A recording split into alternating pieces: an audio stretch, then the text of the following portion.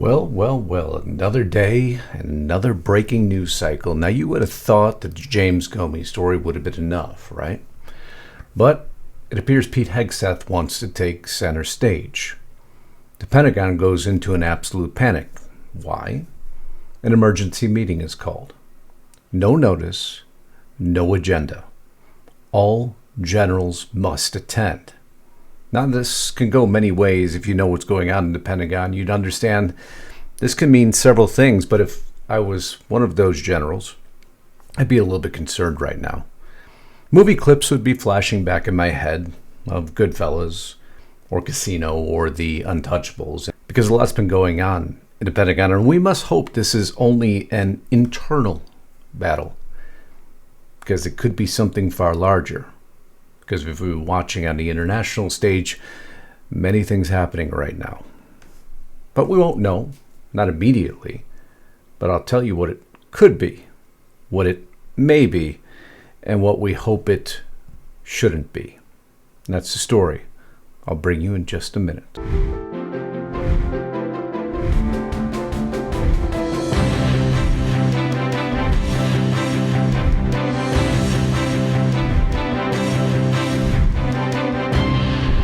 Never disappointing me in the morning, HuffPost is focused on everything irrelevant.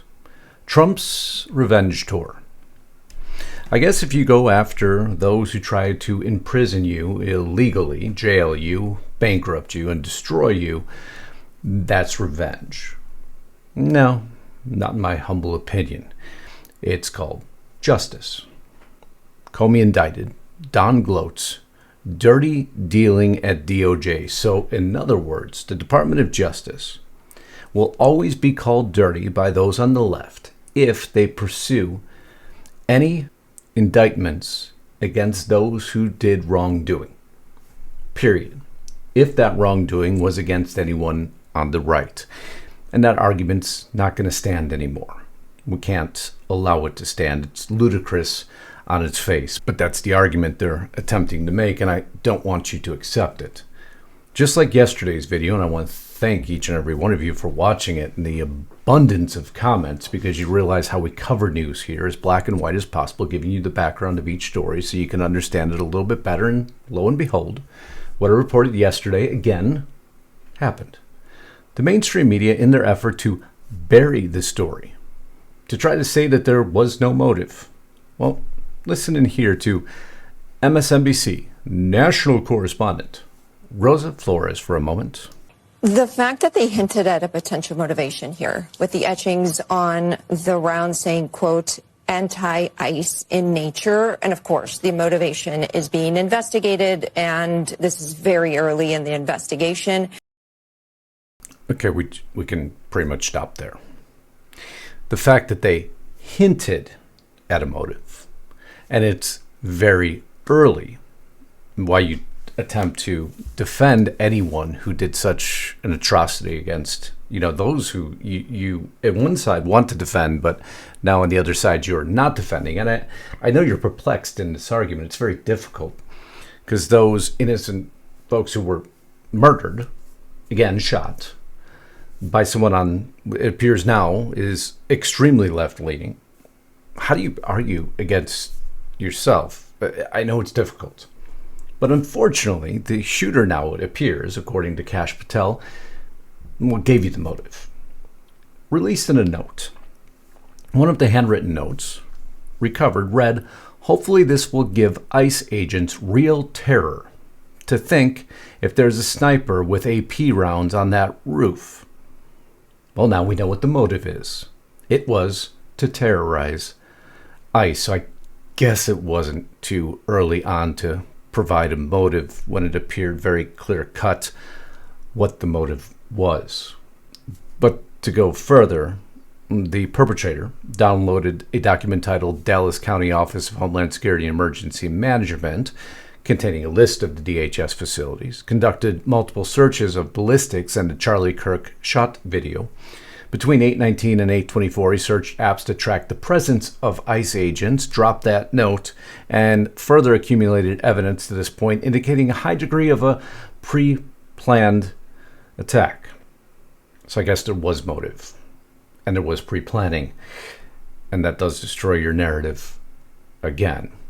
But again, my question is, how do you come to the defense when so many on the left are pushing against ICE for their enforcement efforts against those here illegally in the country? So you are defending those here illegally in the country.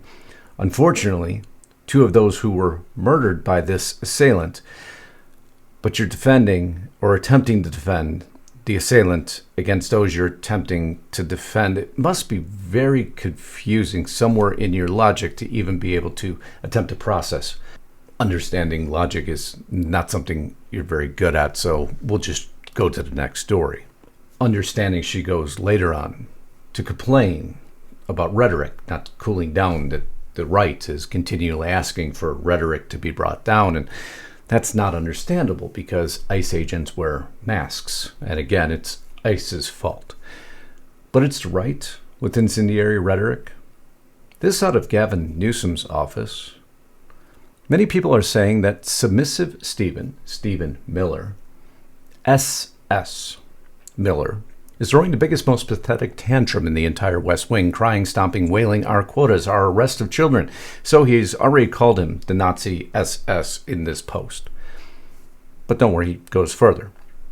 How will we survive without raiding the innocent? We're not raiding the innocent. We're going after those in our country illegally, mind you.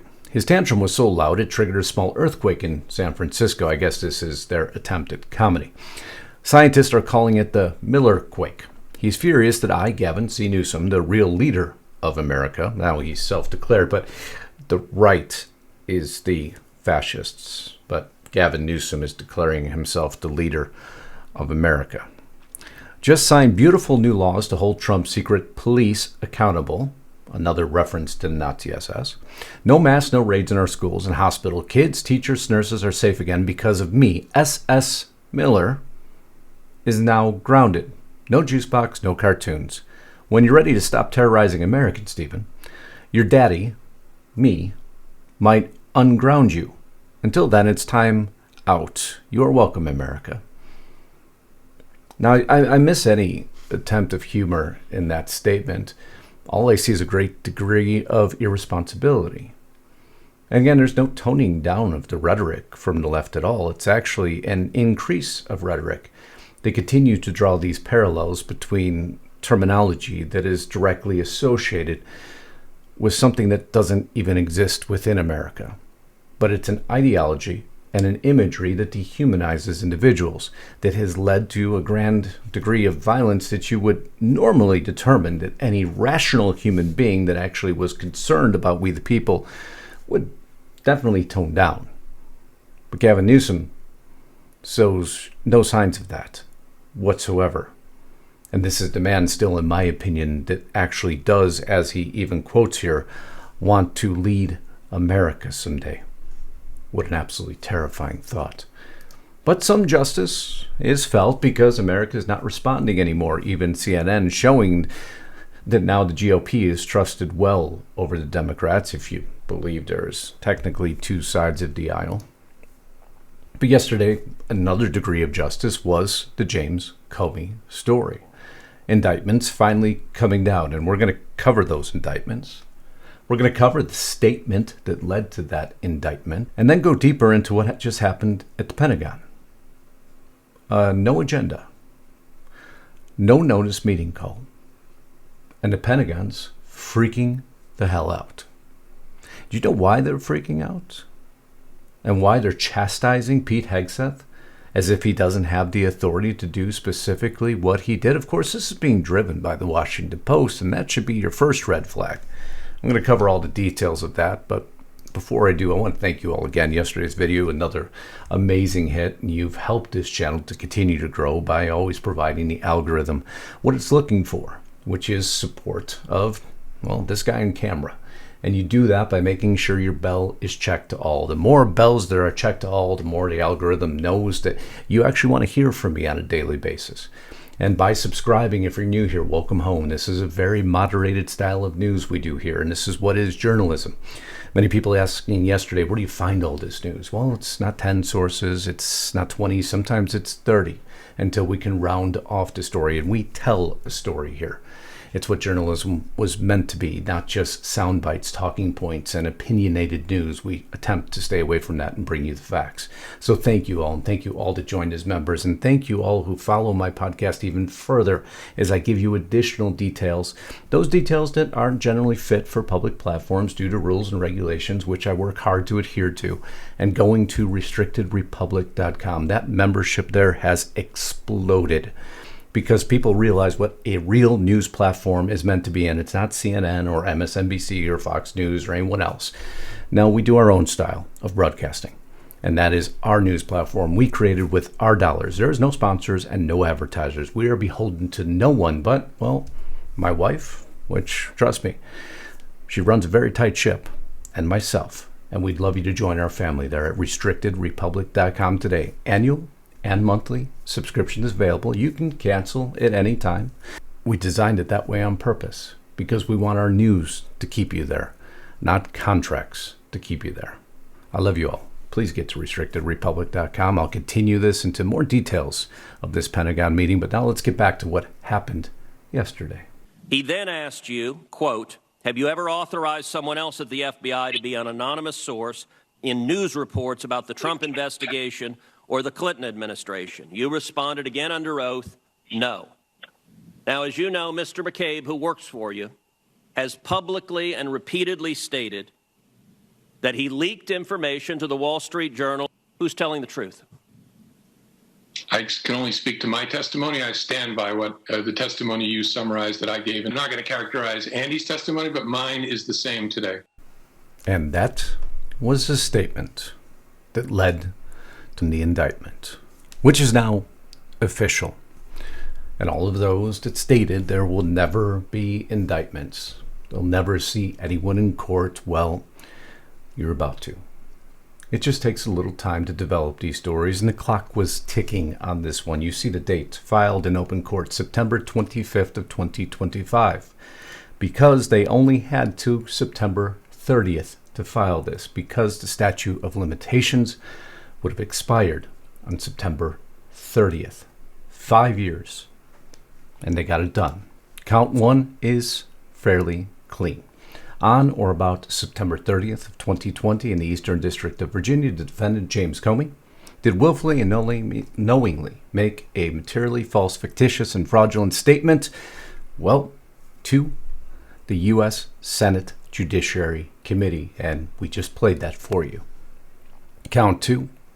On or about September 30th, 2020, in the Eastern District of Virginia, the defendant James Comey did corruptly endeavor to influence, obstruct, and impede the due and proper exercise of the power of inquiry under which an investigation was being had before the Senate Judiciary Committee by making false and misleading statements before that committee.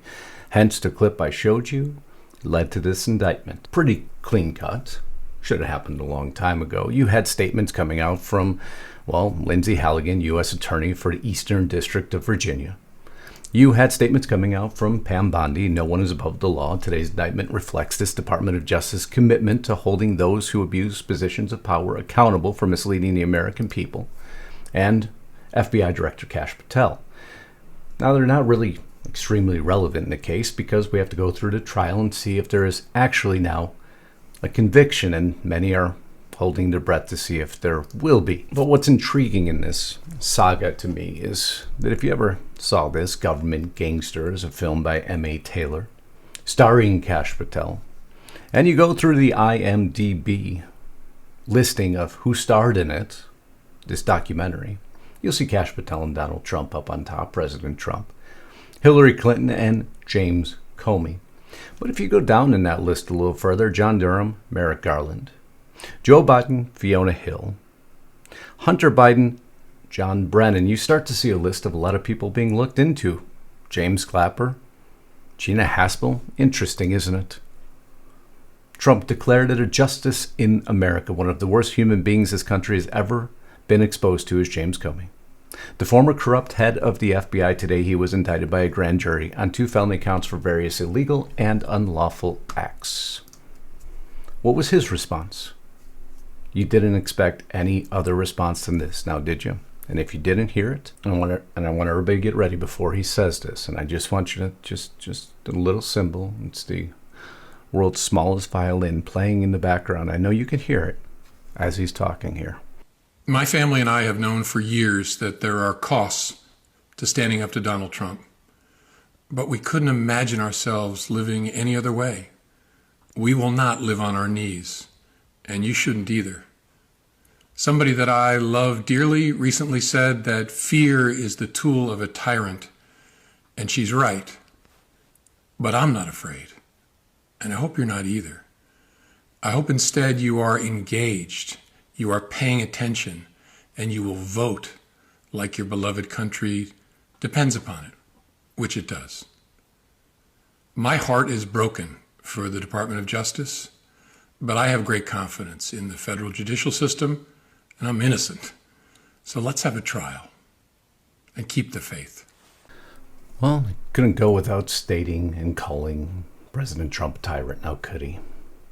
Even in his "I'm innocent" statement, I wouldn't have expected anything less from the man. But now it appears they're not stopping. Everything you've been waiting for is now developing.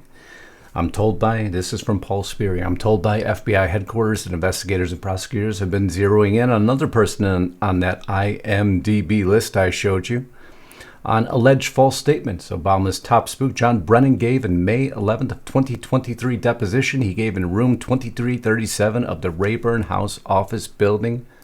This was the CIA contradictory testimony we've covered. I've done a multitude of stories on those contradictions as they now zero in on my least favorite person, John O. Brennan, which, yes, I say that on purpose.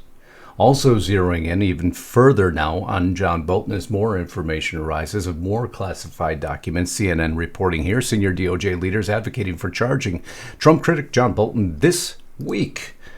Newly disclosed documents reveal more about the potentially classified information John Bolton may have had in his office. An FBI agent cataloged 5 categories, including weapons of mass destruction and the UN.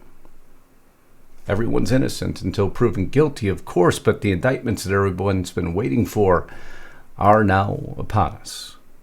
Pushing even further into what President Trump also promised, Justice Department officials now pushing prosecutors to investigate George Soros's, at least one of his foundations, in particular this one, the Open Society Foundation. A lot to report in 24 hours, huh? The official's directive, a copy of which was viewed by the New York Times, now remember who's writing this article, this will be very partisan, goes as far as to list possible charges prosecutors could file, ranging from arson to material support of terrorism. The memo suggests department leaders are following orders from the president to specify people or groups to subject to criminal investigation. A major break from decades of past practice meant to insulate the Justice Department from political interference. You see, anytime now they investigate anyone on the left, it will be deemed as political interference. It appears if they did something illegal or not, we'll just simply paint it political interference, and we'll call anyone doing it a tyrant, or in the case of Gavin Newsom, a member of the SS. That's a dangerous, dangerous road to travel. They go on. Over the weekend, the president urged Attorney General Pam Bondi to act quickly in seeking criminal charges against his longtime nemesis, the former FBI Director James Comey, and New York Attorney General WTH James, who sued Mr. Trump and his businesses for hundreds of millions of dollars. Federal prosecutors in the Eastern District of Virginia secured an indictment against Mr. Comey on Thursday, and they are separately investigating Ms. James. Mr. Trump had recently revisited his grievances against Mr. Soros, long a boogeyman for the right. Told you it was going to be partisan. In part because he was backed by progressive causes. After the killing of the right-wing activist, see how they do that? Charlie Kirk, I told you it wasn't going to slow down. In Utah this month, the president threatened to use the levers of government to silence liberal protesters and donors to progressive groups. See, I had a bit of stage acting in my history, so I like to enunciate certain words to make sure people understand how these folks write their articles. The reports broached a contentious claim, stating that the group has poured over $80 million, this is Open Society's foundation, into groups tied to terrorism or extremist violence. It cited one example of Al-Haq, a Palestinian human rights group critical of Israel. The report noted that the Israeli government declared in 2022 that they were a front for terror activity. At the time, the Open Society's foundation criticized that move by the Israeli government, saying it was not based on credible evidence, and of course, they declare innocence of any investigation. But that's not going to slow it down. Because until we find the dark money and NGOs involved in fomenting political violence, and if they are being proven to do so, it's the only way we can actually cool down what is happening in this country, which is a great deal of dissension and divide to cause the fall of the great Republic of the United States of America, period, end of story. And until we all admit that, left or right, if we truly value our country and come together to protect against that, nothing's going to change. We all want this country to progress. I want it to be a safe country. I want everyone to be safe that lives here legally. I want them to be supported. I want this to be the best country in the world. Why is that so hard for left or right to understand? God, family, and country's not a very difficult concept to consume, but I digress. Because in the middle of all of this, an announcement comes out. Now the Washington Post puts it out, so red flags go up immediately. Hegseth orders rare, urgent meeting of hundreds of generals and admirals. Actually, all of them. The number, 800. Could number up to 1,000. The Pentagon has summoned military officials from around the world. No matter what they're doing, where they're at, you need to come, and you need to come here now. To Quantico, Virginia, to be more specific. Defense Secretary Pete Hegseth has ordered hundreds of the U.S. military generals and admirals to gather on short notice and without a stated reason at a Marine Corps base in Virginia next week, sowing confusion and alarm after the Trump administration's firing of numerous senior leaders this week, which they said they were going to do. I don't know why that's a surprise.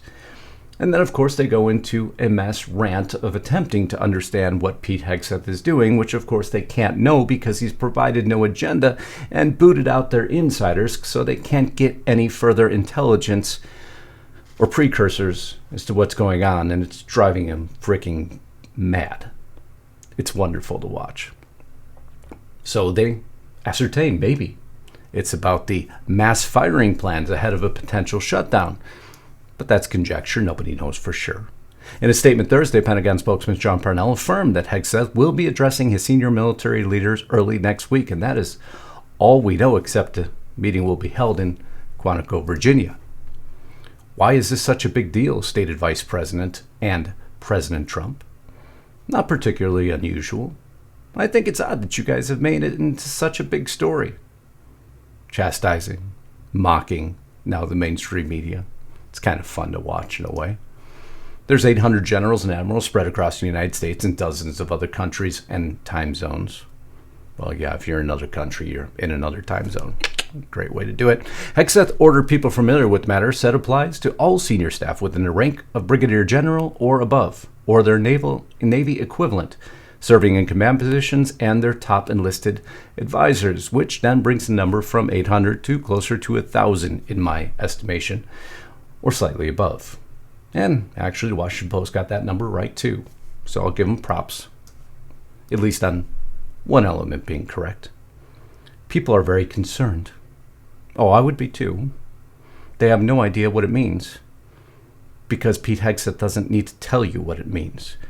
Just like President Trump doesn't need to tell you what it means. If they give you an order, you follow it. And that's the problem within the modern day military. Not all members, but the one that was driven under Lloyd Austin and the Biden administration. They truly believe that they have authority over folks like Pete Hegseth and President Trump. You don't call people who are leading global forces into an auditorium outside D.C. and not tell them why or what the topic or agenda is.